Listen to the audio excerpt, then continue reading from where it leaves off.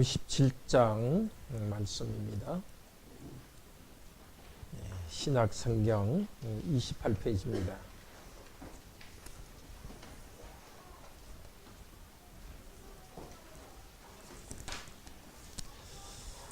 마태복음은 설교 세계가 중심적인 그 내용으로 들어있다 그랬죠. 제일 첫 번째 설교가 몇 장에서 몇 장이죠? 5, 6, 7장 산상설교고, 두 번째가 10장, 세 번째가 13장, 네 번째가 18장, 다섯 번째가 24장, 25장입니다. 그러니까 13장 설교와 18장 사이의 설교 사이에 있는 17장입니다. 13장 설교는 천국은 계속 자란다는 것입니다. 조그맣게 보이지만 계속 자란다. 여기 교회 안에 천국은 작아 보이지만은 점점 하나님 백성도 많아지고 우리 안에 심겨진 하나님 말씀이 점점 자랍니다. 그러면 천국이 자라는데 그에 대한 반대가 있다는 것이 이제 14, 15장에 나왔었어요.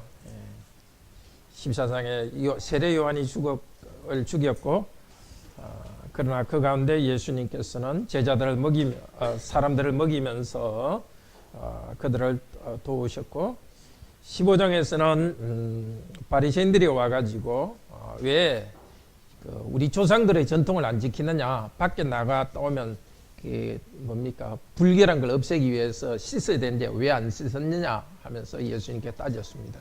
그거는 성경에서 없는 건데도 자기들 만든 거 가지고 따졌거든요. 그래서 예수님께서 너희들이 성경을 더 바로 해야지 그 전통만 바로 하려고 해서는 안 된다 하면서 또 가르치셨고, 15장에서도 또 기적을 만들어서 사람들을 먹이시는 게 나와요. 그러니까 14장, 15장에서 기적으로 사람들을 먹이신 이야기가 나옵니다. 그것도 계속 반복되는 이유가 있겠죠. 우리의 예수 그리스도는 하나님으로 능력이 있다. 그것도 가르치고, 또 하나는 우리에게 말씀을 먹여주시는 분이라는 걸 가르쳐 줍니다. 16장에는 뭐가 있었죠? 베드로가 예수님은 그리스도요 하나님의 아들입니다 고백했고, 예수님께서는 하나님의 아들은 십자가에 죽으셔서 너희를 구원한다 하셨고, 제자들도 고난의 길을 가야 된다고 말했습니다. 자, 오늘은 이제 17장부터인데요. 우리 주보에 나온 교재 한번 보시겠어요? 자, 바로 십자가에 달린 그리스도를 이야기했고, 17장부터는 계속 예수님이 내가 십자가에 달린다 하면서 이제 곧 십자가를 향해 나가는데 하늘의 영광을 보여주십니다. 17장 1절에 보면 엿새 후에, 앞쪽과 연결된다는 거죠. 무슨 엿새 후겠습니까?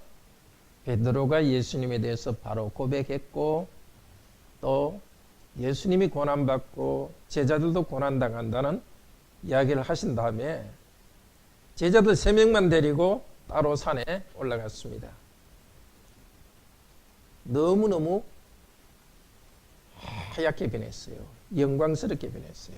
이거는 옷이 희게 됐다, 또 얼굴이 빛이 났다는 것은 하나님의 원래 모습이 나타났다는 거예요. 지금까지는 낮아진 모습으로서 그 영광이 보이지 않았는데 하나님의 영광이 확 나타났습니다. 그리고 그때 모세와 엘리야가 나타나서 예수님과 같이 말합니다. 모세와 엘리야는 뭘 나타내죠? 모세가 쓴 책이 뭡니까? 모세오경이죠, 그죠? 5개.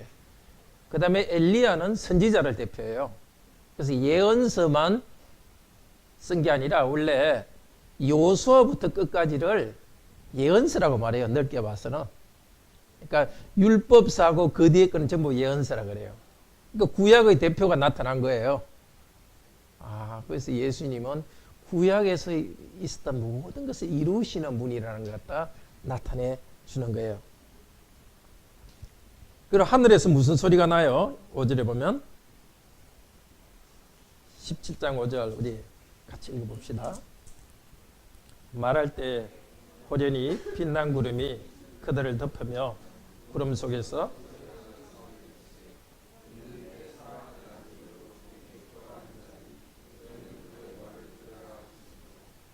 이는 내 사랑하는 아들이요. 이게 제일 처음에 어디 나왔어요? 마태복음 어디에 처음 나온지 생각나세요? 예수님의 세례 때 나타났죠. 또 앞쪽에 한 번 더 나왔어요. 이는 내 사랑하는 자요, 내 기뻐하는 자다 하는 것은 12장 18절에도 한 번 나왔어요. 예수님께서 많은 사람의 병을 고칠 때 예수님은 하나님의 택한 종으로서 내 사랑하는 하나님의 아들로서 하나님 아들로서 권세를 행한다 이렇게 합니다. 그러니까 하나님의 사랑하는 자, 하나님의 아들인데 영광스러운 하나님인데 지금 뭘 하시는 거예요? 십자가에 죽으신다는 것을 하나님이 증거하시는 거예요. 아니, 다르게 말하면 이제 곧 십자가에 죽으실 분은 하나님의 아들이라는 것을 미리 제자들에게 말해줍니다. 그러니까 능력이 없어서 예수님이 십자가에 죽으시는 것이 아니라 하나님의 아들이시기 때문에 고난받는다는 것을 가르칩니다. 그리고 산에서 내려오면서 9절에 보면은 제자들에게 예수님께서 십자가에 죽었다가 살아나기 전까지는 너희들 본 것을 아무한테도 말하지 말라 그랬어요. 왜 아무한테도 말하지 말라 그랬을까요? 너무 영광스럽고 신나는 모습인데. 왜 그랬을까요? 제자들은 계속해서 예수님이 받을 영광만 생각하고 고난에 대해서는 아직 이해가 안 가는 거예요. 그렇기 때문에 고난을 잘 알지 못하는 사람들이 예수님 받을 영광만 이야기하면 믿음이 없는 거예요. 하나님의 영광은 꼭 하나님이 사람이 된 이유는 십자가를 통해서 우리를 구원하신 다음에 우리 모두도 하나님 아들, 딸로서 영광스러운 모습이 되도록 하기 위해서 하나님 아들이 세상에 오신 거예요. 그러니까 반드시 이 세상에 오신 하나님 나라는 고난을 통해서 영광스럽게 되는 분이에요. 원래 하나님 아들로서 영광스럽게 되는 분이지만은 이 땅에 사람으로 오신 이유는 우리도 하나님 아들로 영광스럽게 하기 위해서 고난받기 위해서 오신 분이에요. 내려오면서 또 12절에 예수님께서 요한에 대해서 이야기하면서 세례 요한이 이미 왔다 그러면서 12절에도 인자도 또 고난을 받으리라. 성경에서 인자라는 것은 말 그대로 하면 사람의 아들이라는 뜻인데요. 그냥 사람의 아들이 아니라 그 사람의 아들이라는 뜻이에요. 그 사람의 아들. 이 그 사람의 아들은 구약에 다니엘서 7장 13절에 그 사람의 아들이 있어요. 그래서 다니엘서 7장 13절에 예언된 그 사람의 아들이라는 뜻이에요. 구름 타고 하늘에서 오실 하나님과 같은 분, 그 사람의 아들. 그 구름 타고 하늘에서 오실 분이 이 세상에 왔고 다시 또 재림주로 오실 분이에요. 그래서 인자란 말 속에서 여러 가지를 말씀하는 거예요. 나는 하나님 아들이다 이 말도 되고 온 세상을 심판하기 위해서 재림하기 위해서 다시 온다는 말도 되는 거예요. 그 사이에 지금은 고난을 받으신다는 말을 하십니다. 예수님께서 이제 산에서 내려오니까 어떤 일이 있었어요? 간질병 걸린 애를 갖다가 제자들은 못 고쳐가지고 예수님께 그 아버지가 데려온 거예요. 그래서 예수님께서 귀신을 쫓아냈는데 제자들이 예수님께 물었어요. 왜 우리는 귀신 못 쫓아냈습니까? 그랬더니 예수님 뭐라 그랬어요? 20절에 보면은 믿음이 적기 때문이다. 사실은 믿음은 적고 크고는 없어요. 믿음이 없기 때문이에요. 우리가 기적을 원한다고 기적이 다 이루어지는 게 아니라 예수님께서 어느 시대든지 우리에게 원하시는 게 있는 거예요. 제자들에게는 이제 사도들, 제자들을 통해서 기적을 이루시면서 이제 예수님은 주님이라는 걸 나타낼 거예요. 근데 아직은 제자들이 그런 믿음이 없는 거예요. 이제 성령님이 오시면은 제자들이 그 믿음을 가지고 예수님이 하신 일을 계속하실 거예요. 우리도 이런 어려움이 있을 때 믿음이 있어야 되는 거예요. 옛날처럼 기적을 행하는 믿음은 요구하진 않습니다. 어떤 믿음? 예수 그리스도는 나를 위해 죽고 부활하신 분이라는 걸 믿는 신앙 고백이 있어야 되고, 두 번째는 믿는 나를 통해서 예수께서는 하나님 나라를 이루신다. 그래서 어떤 어려움이 오더라도 질병이나 경제적 어려움이나 인간관계 갈등이나 어떤 어려움이 오더라도 예수님 이름으로 그것을 이기고 하나님 백성으로 살아가게 하신다는 이 믿음을 꼭 붙잡아라는 겁니다. 자, 그 다음에는 예수님께서 세금 내시는 이야기예요. 성전 세금은 예수님은 안 내도 돼요. 하나님 아들이니까. 그렇지만은 왜 세금을 냈어요? 27절에 보면 저희로 오해하지 않기 위해서. 이 오해한다는 것은 실족한다는 뜻이고요. 헬라로는 스칸달리저예요. 스칸달리저. 영어에 비슷한 말 혹시 생각나요? 스칸달 이렇게 하면 스캔달. 좀 물론 성적 스캔달만 스캔들이 하는데 원래 스캔달의 뜻은 이렇게 넘어지는 것. 다른 사람으로 하여금 넘어지게 한다는 뜻입니다.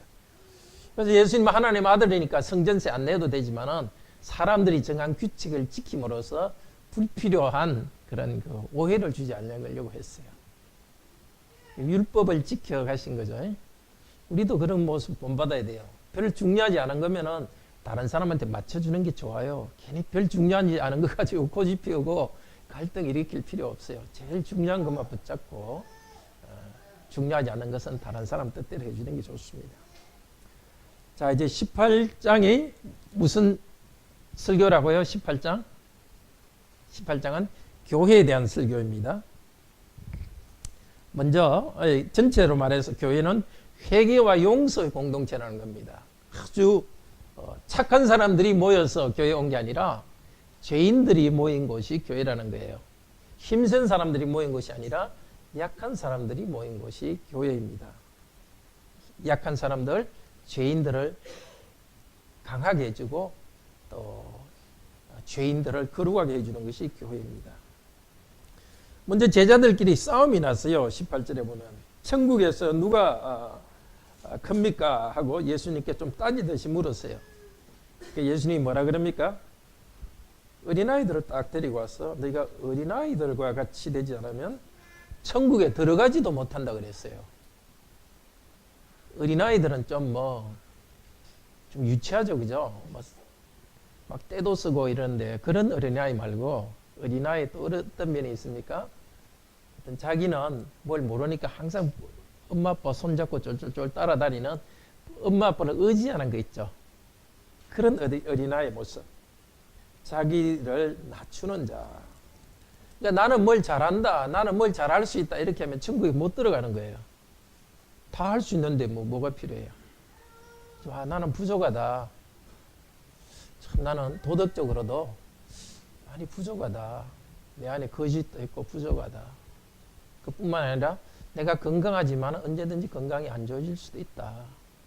내가 지금 부유하지만 하나님이 돕지 않으면 언제든지 가난해질 수도 있다. 혹은 내가 가난하다면 나는 가난하니까 하나님 도와주셔야 된다. 이렇게 낮은 마음을 가진 사람들이 천국에 들어갑니다. 그리고서 예수님께서 하신 말이 이제 6절부터는 실족게 하는 사람은 큰 벌을 받는다. 이 실족이 또 스칸달리저예요. 다른 사람한테 스캔들을 일으키는 거, 넘어뜨리는 거. 그건 뭐죠? 다른 사람에게 마음의 상처를 줘서 하나님 믿는데 방해를 주는 것. 아니면 다른 사람에게 큰 고통을 주는 것. 그런 것은 구절에 보면 범죄다 이렇게 합니다. 범죄할 경우에는 차라리 어떻게 하라고요? 자살하는 게 낫다 이런 말 하는 거예요. 눈이 죄를 짓게 하면 눈을 빼버리라. 또 형제 중 하나를 6절 보면은 아주 약한 사람을 이렇게 나를 믿는 이 소자 중 하나 6절에 그렇게 말하죠. 나를 믿는 이 소자는 그리스도인을 말합니다. 그리스도인 하나가 정말 실족게 만드는 것, 말씀을 어기도록 만드는 것, 다른 사람을 죄짓게 만드는 것, 또 다른 사람이 하나님 백성으로 사는데 방해하는 것. 그렇게 하면은 맷돌을 목에 메고 깊은 바다에 빠지는 게 낫다. 그게 무슨 말이죠? 큰 돌을 갖다 목에 메고 바다에 빠지는 걸 뭐라 그러죠? 보통 두 단어로 하면은 자살이 자살. 예수님이 좀 심하게 말하는 거예요. 다른 사람에게 그렇게 죄 짓게 하고 힘들게 하는 차라리 자살하는 게 낫다. 좀 과장법이죠. 꼭 자살하는 것이 아니라 그만큼 심각하다는 것입니다. 자, 우리는 우리 자신이 겸손해야 될 뿐만 아니라 다른 성도들이 죄 짓지 않도록, 우리 때문에 죄 짓지 않도록 항상 배려해야 됩니다. 또 다른 성도들에게 불필요하게 상처 주지 않도록 해야 됩니다. 12절에 보면은 하나님과 예수 그리스도의 모습을 이야기해요. 양이 100마리 있더라도 한 마리가 길을 잃으면 그 한 마리 찾는다는 거예요. 그만큼 한 명 한 명을 귀중하게 여긴다는 겁니다. 14절에는 이 어린애 중에 한 명도 잃어버리지 않는 것이 하나님의 뜻이다. 이렇게 이제 말했습니다. 누가 저쪽 교회 전화 좀 받아주시겠습니까? 사무실에.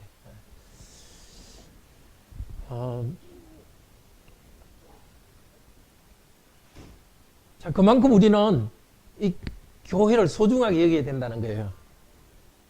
예. 좀 받아보십시오. 아마 교회 안내. 자, 그만큼 우리는 소중히 여겨야 된다는 거예요. 예. 뭘 소중히 여겨야 돼요? 교회와 성도들을 소중히 여겨야 되는 거예요. 성도 한 명 한 명을 소중히 여겨야 됩니다.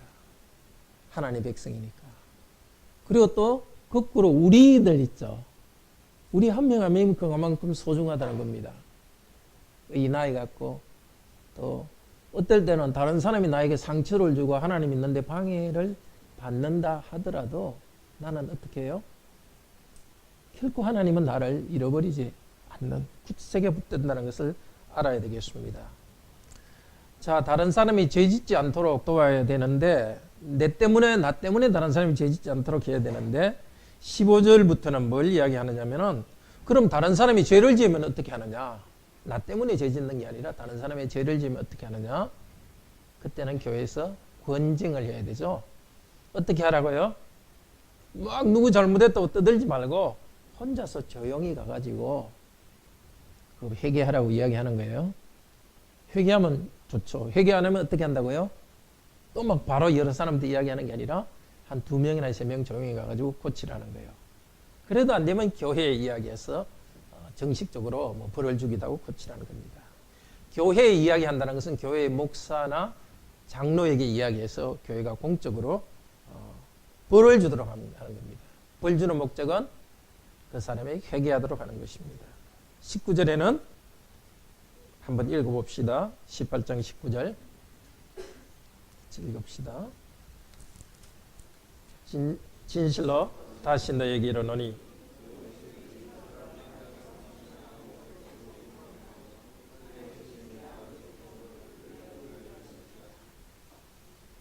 다시 20절 두세 사람이 내 이름으로 모인 것에는 나도 그들 중에 있느니라.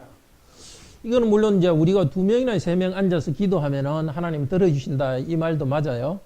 근데 18장 전체가 교회 전체에 대한 가르침이에요. 그러니까 교회에 주신 권위에 대해서 이야기하는 거예요. 그러니까 이 전체 하나님의 교회에 주신 권위가 있고 또 한 명 한 명이 모여서 하나님께 기도할 때 주신 권위가 있는 거예요. 이것도 전체 문맥에서 볼 때 여기 기도는 무슨 기도겠습니까? 앞쪽에서 뭐에 대해서 말했었어요? 죄에 대해서 말했었죠. 그러니까 죄의 문제를 가지고 기도하는 거예요. 다른 기도도 되지만. 그러니까 우리 중에 누가 죄를 지었잖아요. 그러면 어떻게 하라고요? 하나님께서 우리 성도들 중에 지은 죄를 용서해 주도록 교회가 기도해야 되는 거예요. 교회가 해야 될 제일 중요한 일은 죄의 문제를 해결하는 것이거든요. 나도 내가 죄를 지었을 때는 죄를 회개하고 또 다른 성도가 죄를 지었을 때는 개인적으로 권해가지고 죄를 회개하도록 하고 또 우리들은 죄 용서해 주시기를 기도해야 되는 것입니다. 내가 거기 함께 있다. 지금 예수 그리스도가 우리와 함께 있다는 것을 알아야 되겠습니다. 예수 그리스도 이름 부르는 곳에 함께 계시기 때문에 교회가 얼마나 영광스럽고 권위가 있는지 참 감사해야 되겠습니다. 자, 그리고 또 용서에 대한 이야기를 합니다. 베드로가 예수님께 몇 번 용서해 주면 좋겠습니다. 7번 용서해 주면 되겠습니까? 이랬더니 예수님이 뭐라고 대답했죠? 몇 번 용서하라고요? 8번? 7번에 70번씩 7번. 그러면 몇 번이죠? 70곱하기 7은 7절에서 490번이 돼요. 그러면 491번은 용서하면 안 돼요? 이게 무슨 뜻이겠습니까? 실현되게 완전하다는 뜻이거든요. 무한히 용서해 주라는 겁니다. 언제까지? 죽을 때까지, 천국 갈 때까지. 그래 사랑은 언제나 오래 참고 그랬죠. 끝까지 용서해 주는 거예요. 왜냐하면 우리는 천국 갈 때까지 용서받고 거룩하게 되어가는 것이기 때문에 우리 자신도 그렇고 다른 성도도 마찬가지입니다. 교회는 용서의 공동체입니다. 이 말은 무슨 말이겠습니까? 교회 안에서는 계속 용서할 일이 많다는 거예요. 계속 뭔가 사람들의 죄가 나오고 죄라는 것은 나한테 힘들게 하는 게 있다는 거예요. 하나님께서는 아주 나이스하고 모든 게 완벽한 사람을 교인으로 불러 모은 게 아니라 계속 죄 짓는 사람을 불러 모았어요. 그래서 교회 안에서 용서하면서 또 죄를 회개하라고 말하면서 점점 거룩하게 되어져 가는 공동체예요. 용서의 중요성을 이야기하기 위해서 예수님께서 예화를 비유를 하나 든다고요. 어떤 비유죠? 어떤 종이 엄청나게 빚을 많이 졌는데 얼마라고 지금 그러죠? 100데나리온. 데나리온은 그 1년치 월급이에요. 1년치 월급이니까 3천만 원으로 치면은 100이면 얼마죠? 3천만 원, 1억, 30억 정도 되나요? 큰 돈을 빈 사람이 이제 주인이 너 갚아라 이렇게 하니까 못 갚는다 하니까 그럼 너 잡아가지고 감옥에 가두고 너하고 가족도 다 노예로 삼아야 되겠다 이러니까 사정사정 해가지고 주인이 놓아줬어요. 그런데 그 28절에 18장 28절에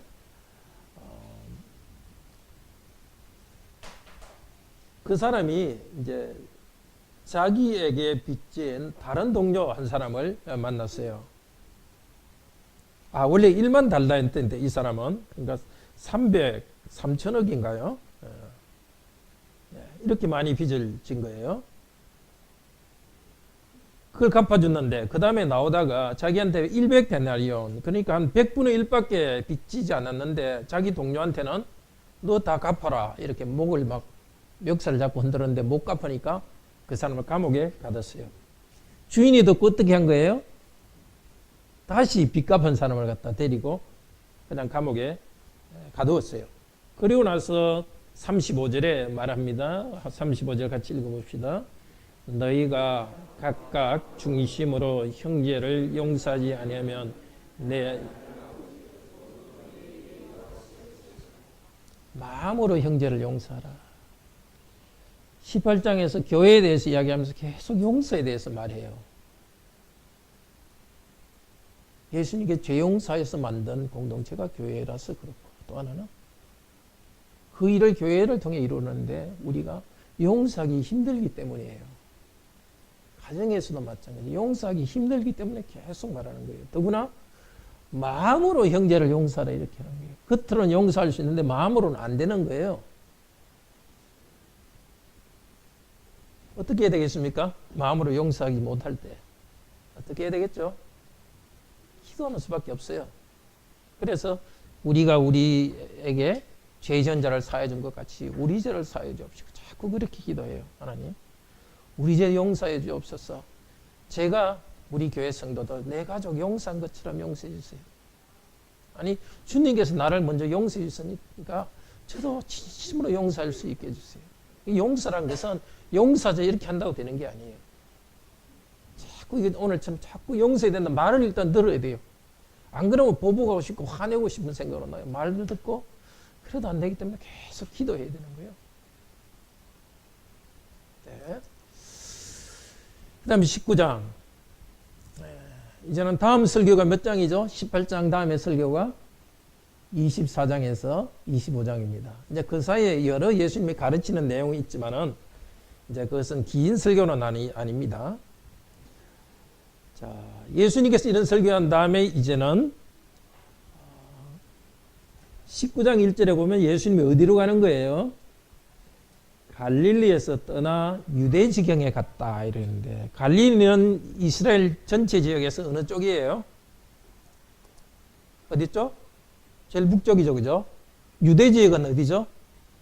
제일 남쪽이고 가운데 지역은 뭐죠?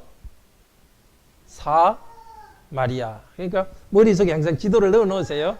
제일 북쪽은 갈릴리, 제일 남쪽은 유대, 가운데는 사마리아.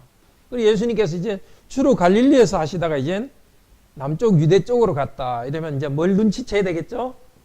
이제 곧 유대는 예루살렘이 있잖아요. 예루살렘에서 십자가에 달려 돌아가시기 위해서 지금 가시는 길이에요. 이 유대 땅에 갔다 이 말 한 단어만 들으면은 아셔야 되는 거예요. 지금 마지막으로 유대 땅에 가니까.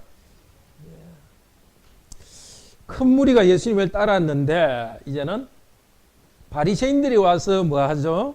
예수님을 시험합니다. 뭘 배우려고 하는 것이 아니라 예수님을 함정에 빠뜨리려고. 뭐라고 묻죠? 무조건 이혼해도 됩니까? 그때 그 사람들은 무조건 이혼했거든요. 어떻게? 이혼 증명서만 써주면 이혼을 해도 된다 하면서 자꾸 이혼을 했어요. 예수님께서 뭐라 그러신 거예요? 8절에 보면은 우리 8절 한번 읽어볼까요? 19장 8절. 예수께서 이러시되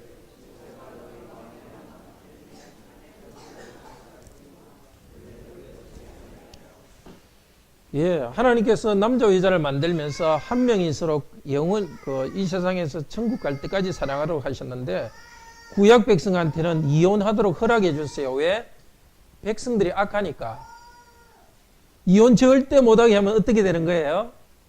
남자들이 자기 아내하고 살기 싫으니까 살짝 밤에 잘 때 이렇게 죽여놓고 내 아내 그냥 죽었다 이렇게 할 수 있는 거예요. 그렇죠? 아니면 길 가다가 아내 그냥 떠밀고 죽여놓고 아내가 이렇게 낭떠러지에 떨어져서 죽었다 말할 수 있는 거예요.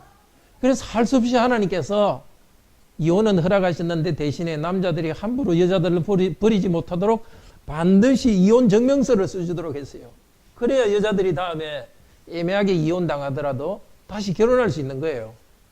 이 사람은 이혼당했지만 뭐 음행하거나 아무 이유가 없음 이렇게 하는 거예요.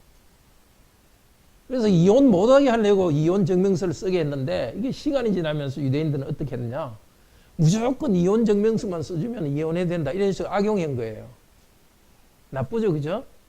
그래서 예수님이 다시 바로잡는 거예요. 이혼해서는 안 된다고 말하는 겁니다. 우리도 마찬가지입니다. 예수님께서 이렇게 말했으니까 그래서 데이트할 때도 신중해야 되고 결혼할 때도 신중해야 돼요. 한번 결혼하면 절대 헤어지지 못하니까 신중해야 되는 겁니다. 자, 그 다음에 이제 9장 13절부터 누가 천국에 들어가는가를 말합니다. 어린아이들을 데려오니까 막 화를 냈거든요. 어린애들 데려오지 말라고. 예수님 뭐라 그러십니까? 우리 14절 같이 한번 읽어봅시다. 19장 14절. 예수께서 이르시되 어린아이들 용납하고 내게 오는 것을 금하지 말라. 천국이 이런 사람들의 것이니라.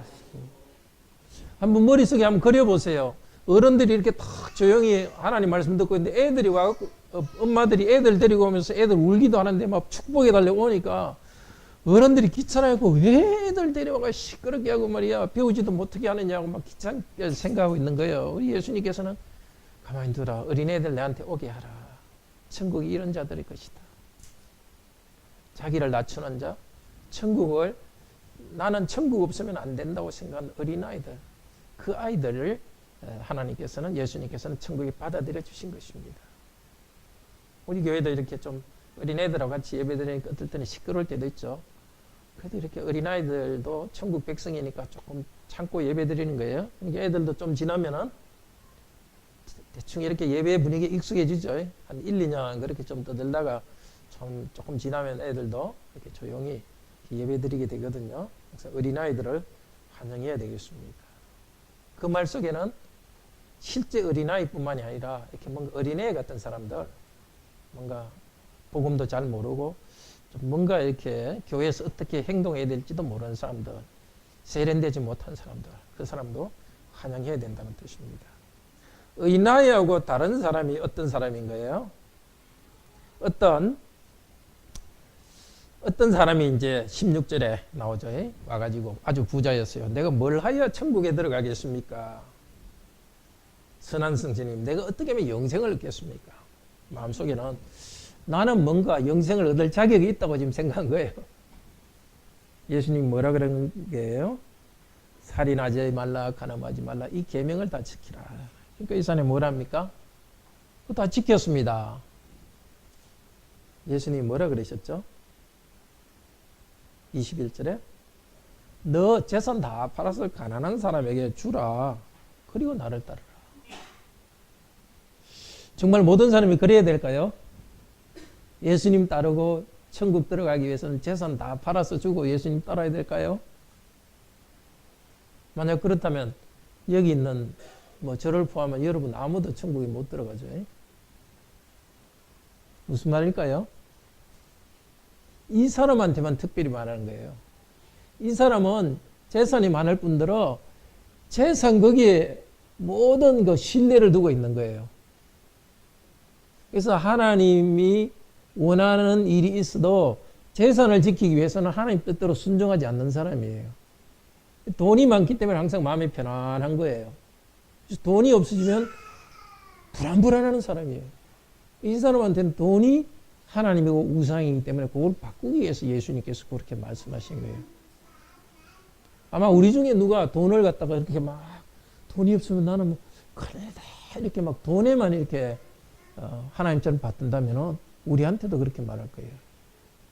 아니면 나는 건강하다고 막 건강을 자랑하고 있다면 하나님께서 살짝 좀 건강하지 않게 만들어가지고 하나님을 의지하게 만들 거예요.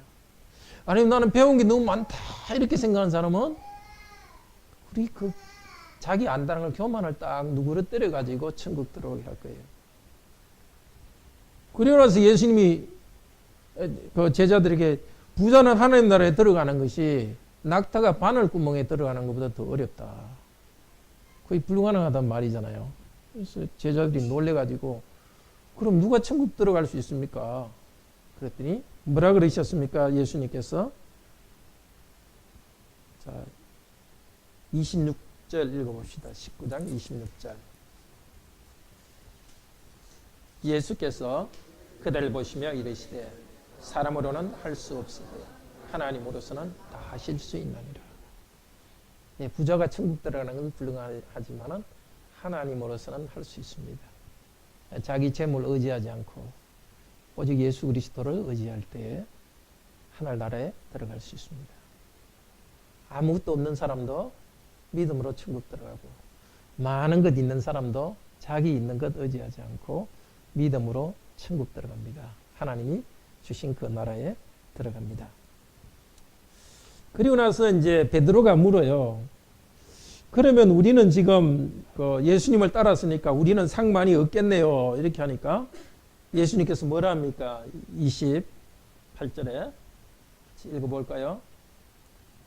예수께서 이르시되 내가 진실로 너에게 이르노니 세상이 새롭게 되어 인자가 자기 영광의 보좌에 앉을 때 나를 따르는 너희도 12보좌에 앉아 이스라엘 12 심판이래요. 심판한다는 말과 성경에서는 다스린다는 말이 똑같은 단어입니다. 그러니까 하나님 나라를 다스린다는 뜻입니다.